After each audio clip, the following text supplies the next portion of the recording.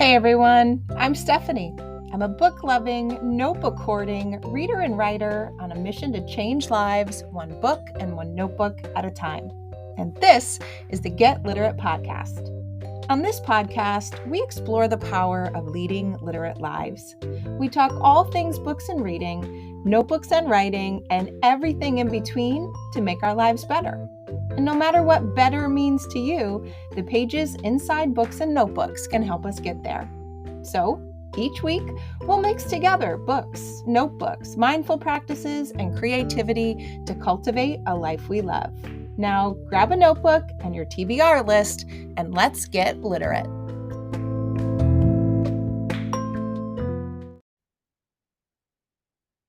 Hey everyone, welcome back to another episode of the Get Literate podcast. If you know me by now, you know that I love learning. In fact, the tagline of this podcast is read, write, learn, love. For years, I sent a Friday email out into the world to everyone I was connected with about the reading and writing and learning and the things that I had loved all throughout the week. And now, as you know, I have shifted that into a monthly bonus podcast episode, where at the end of the month, I share the books that I've been reading, the things that I've been taking up the pages in my notebook, the things I've been learning, and links around the internet that I have loved as well. But I couldn't wait to bring to you the trail of curiosity I followed as I was learning something new this week. I didn't want to wait till the end of April because this thing has just lit me up. To know that this thing exists, to know that this thing has been out there since 1983, and to know that hundreds of people have been able to take advantage of this thing that I didn't even know about was just mind-blowing to me. We're going to talk about that thing today. Now, I do have to backtrack a little bit. I want to give you the backstory of how this thing actually came into my horizon. If you remember back all the way to episode 36 of the podcast, I interviewed Terry Brown. Terry is the author of Sunflowers Beneath the Snow and her most newest novel, An Enemy Like Me. I was lucky enough to have her come onto the podcast to talk about both her books as she kicked off a book tour for An Enemy Like Me. I loved both of those books. They were very powerful, impactful, delightful historical fiction novels. And not delightful in that the content was light, but a delightful reading experience because you just got to really get inside the heads of the characters. You really got to live the story as if you were there because of the writing style that Terry has. Now, if you did listen to that episode, you probably figured out that we became really fast friends. It was just an instant connection. We had such fun on the podcast episode, and we've continued our conversations and our connections since then. We do lots of voice texting back and forth on all the topics you might expect. Books and reading, writing and notebooks, but then everything in between too, like things that we're interested in and our families and things we're going through and things that are just coming across our mind. It's really amazing that you can have such a friendship, such a quick friendship with someone you've never actually met in person, but that's the beauty of technology. And I also think the beauty of the pandemic and allowing us to really look for and welcome those kinds of connections.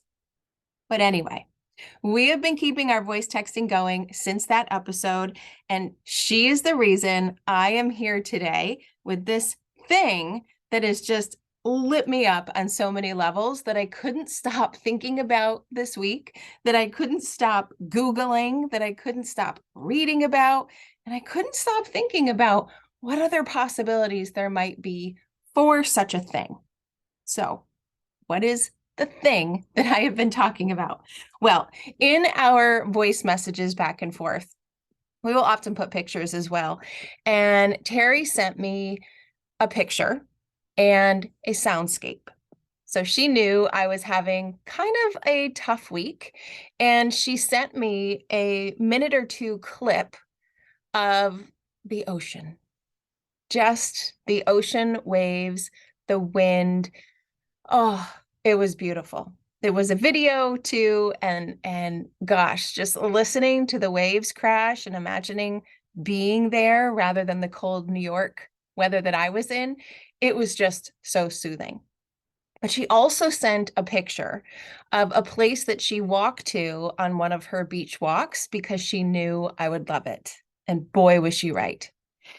She sent me a picture of the Kindred Spirits Mailbox. Do you know about this?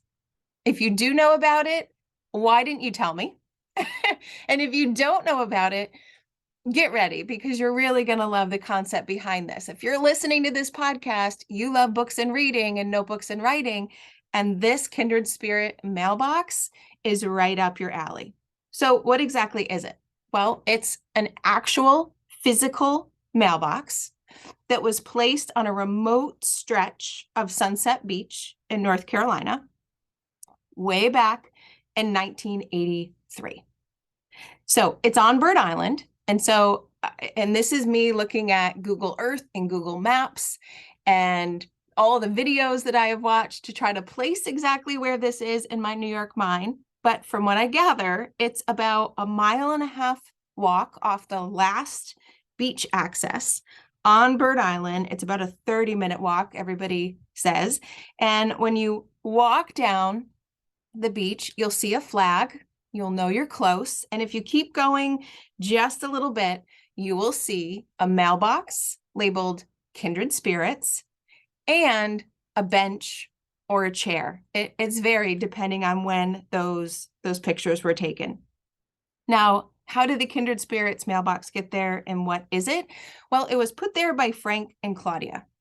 They put it there so many years ago. Claudia was actually trying to put it up. It was her idea. Frank happened to find her and meet her and helped her put that mailbox in place with a piece of driftwood that he found that is actually still there in the mailbox. So what is the Kindred Spirits mailbox? Here's the idea behind it.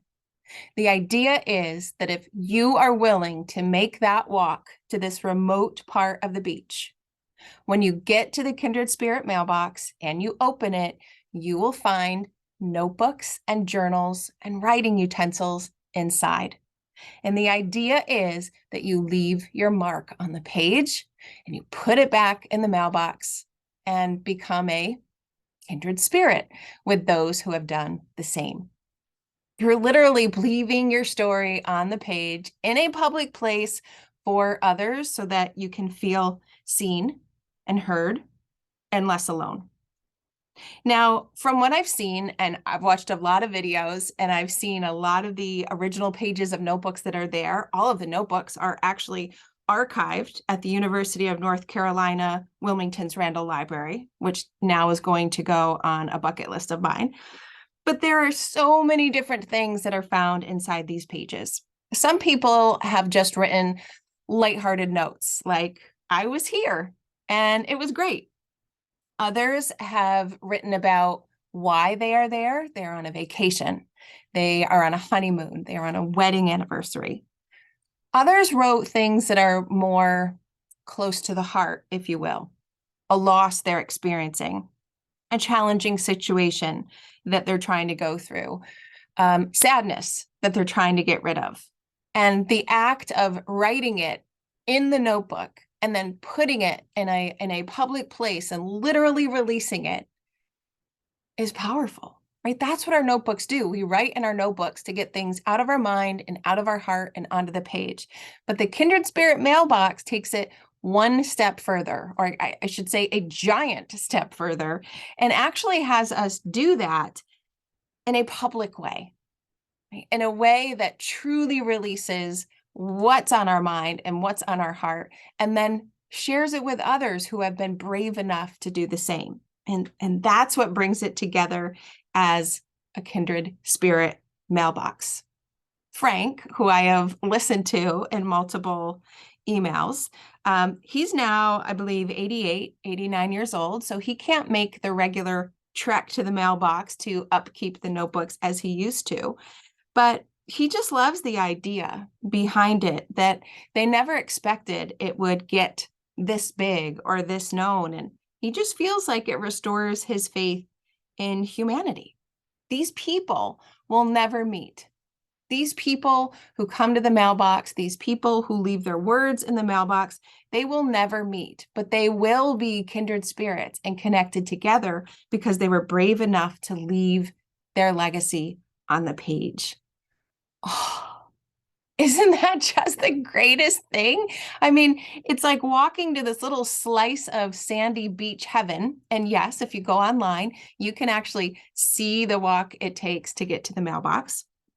And then you just have this beautiful, therapeutic, emotional writing experience that connects you with the hundreds and thousands of other people who have done the same. I am just smitten with this idea. I must at some point go visit the Kindred Spirit mailbox because I want to leave my mark on that page too. Now, you might be thinking, are there other mailboxes like this? Because that's what I was thinking too. And it turns out that there are. There are a couple of other mailboxes like this in the North Carolina region. I haven't found any, at least in my Google searches, in any other location of the United States or even of the world, but I did find others in two beaches close to here. So in Wrightsville Beach, and also a trio of mailboxes called the Holden Golden Memory Mailboxes. And they do have the same idea. But the Kindred Spirits mailbox near Sunset Beach on Bird Island is the original. And it's the one that really held my attention this week. And as I thought about that idea, and I got excited about the idea, and I added it to the list of bookish and no bookish things that one day I want to do, I couldn't help but think of a book, of course. And that book is The Authenticity Project by Claire Pooley. Have you read that? If you've read that, you probably were thinking of that book the entire time that I was talking about the Kindred Spirits mailbox. Here's the setup behind the Authenticity Project. First, I have to let you know that this book is on my very important list in my book journal called The List of Books I've Hugged. Please tell me you hug books too when you are done. I do, and I hugged this book after I was done reading. I just didn't want to let it go. It was such a beautiful novel. So what Claire Pooley does is give us this amazingly real, raw, authentic glimpse into the lives of what seems like unconnected people who are just living their own lives out in the world, doing their thing. But they end up becoming connected because a couple of these people have dared to tell their truth and decide to change their life because of it. So it all starts when Julian, who is a very lonely elderly man, he makes a bold decision to tell his real, true story on the page of a notebook. And by real and true, I mean all of it. The public sees one man and he actually is another. And he decides to put it all out in the notebook, just as many people do when they go to the Kindred Spirits mailbox. But here's the thing. He took that notebook. He labeled it the Authenticity Project, sharing your true, authentic self on the page. And then he left the notebook in a public place for someone to find. He actually left it in a coffee shop for someone to find, and someone did. And then it continues. So the Authenticity Project notebook ultimately found its way into the lives of Monica, Hazard, Riley, Alice, and Lizzie, in addition to Julian. Each of them read the notebook, are inspired by the stories that they read, and decide, as the notebook invites them to do, to add their own truth. And in doing so, they actually end up linking them together, and not just in a kindred spirit way, not just in a way that, yes, we all wrote in the notebook, so we're forever connected in the universe, but actually connected in a physical way in their real lives, because the curiosity about the people who have chosen to right in the notebook, it gets them. They want to know more. And then the universe just works in these synchronistic ways to bring them together, even though the notebook ends up traveling far and wide. It's amazing. This is such a beautiful story of life and how life goes, but it's also got loss and loneliness, but yes, love and longing. But most importantly, it really does show the power of writing to change our lives. And not just writing in our notebooks, but writing and then putting that writing out there, just like the Kindred Spirit Mailbox is inviting us to do. Now, the Authenticity Project did that in a much more public way, literally left the notebook in a public space in the person's hometown, where most of the people in the Kindred Spirits Mailbox, they may be local, but they may also be really far away, and these people may never, ever, ever meet.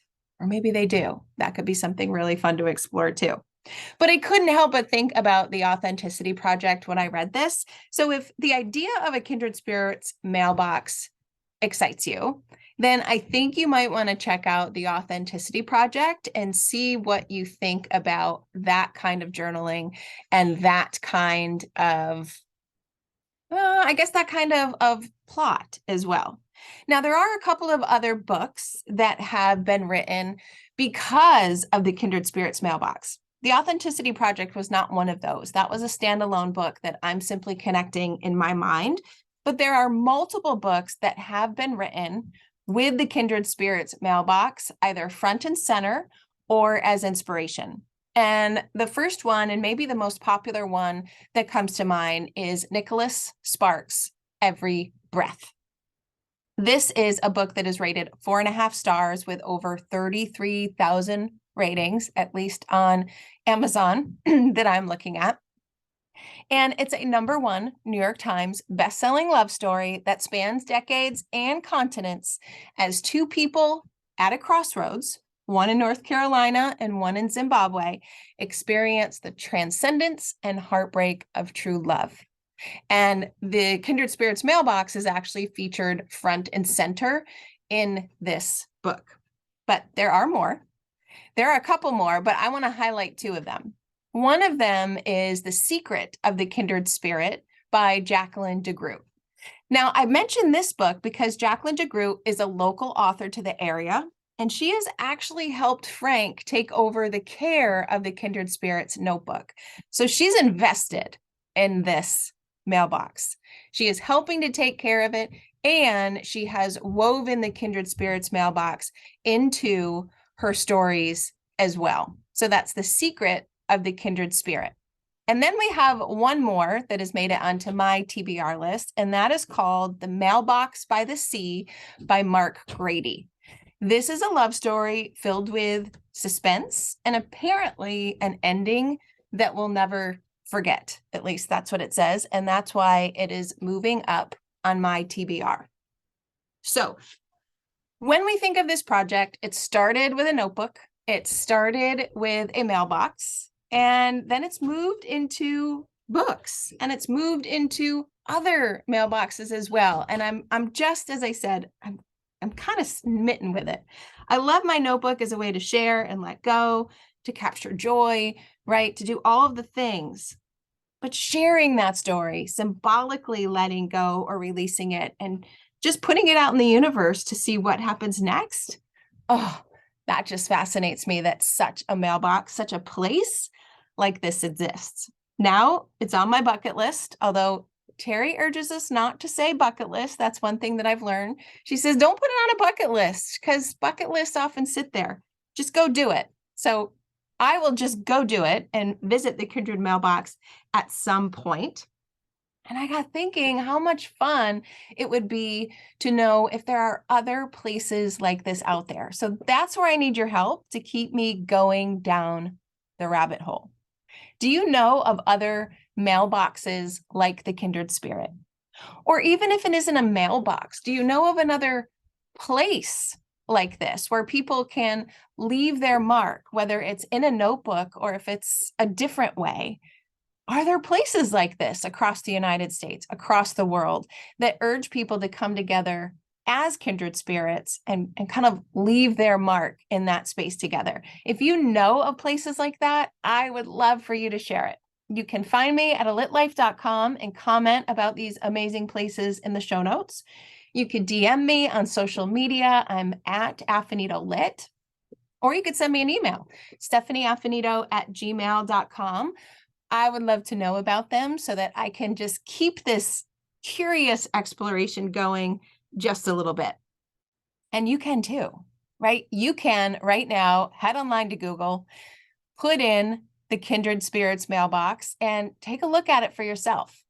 Watch the video, take the walk there, see some of the entries in the notebooks, and just wonder a little bit, dream a little bit of what that would be like to be there. Or maybe today you just get out your own journal and you write what you would have put in the Kindred Spirit Mailbox, and you get a sense of release from writing that way. Maybe you're going to follow your curiosity to a book instead, and you're going to pick up Every Breath by Nicholas Sparks or The Secret of Kindred Spirits. There's also Mailbox by the Sea by Mark Grady, and even the Mailbox by Mary Beth Whalen that also has the Kindred Spirit Mailbox featured some way, somehow. Either way, I urge you to go online and take a look at this and just let yourself get as excited as I have. And if this kind of thing isn't your thing, then instead, I urge you to take 15 minutes this week and just go down your own rabbit hole. There's one thing I've learned. It's that we have time to do stuff like this. I never thought I did. I never thought I had time. I had to bring the kids somewhere. I had to do the dishes. I had to do the laundry. There was something to clean. There were places to go. And I just kind of pushed all of that learning for myself to the side. But 15 minutes is all it takes to just have a little bit of fun, to imagine somewhere new and have something to look forward to, especially if it goes on a not bucket list, but a things to do list. So I hope you are just as excited about the Kindred Spirits Mailbox as I was. I hope you share your experiences with it with me and let me know if you know of any other places like that help us come together through reading, through writing, or through leaving our mark there in some way, because I would love to keep this going. So that's it for now. I hope you enjoyed hearing about my rabbit hole for the week, and I can't wait to hear how you can add to it, or maybe you share a little bit of what you've been learning this week too. So that's it for now. Thanks for listening, and I'll see you next week.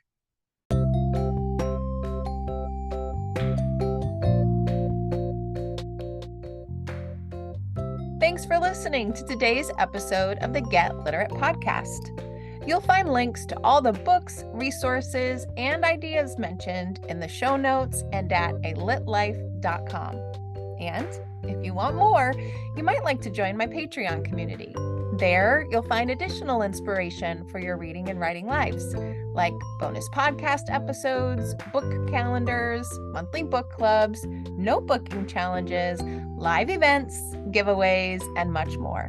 It's only $5 a month, and you get instant access to all the previous content too. You can learn more at getliterate.co. But one more thing. If you love what you listened to today, please take a moment to rate and review the podcast, or take a screenshot of the episode and text it to a friend. This helps the podcast grow and builds our bookish and no bookish community too. Thanks so much for listening.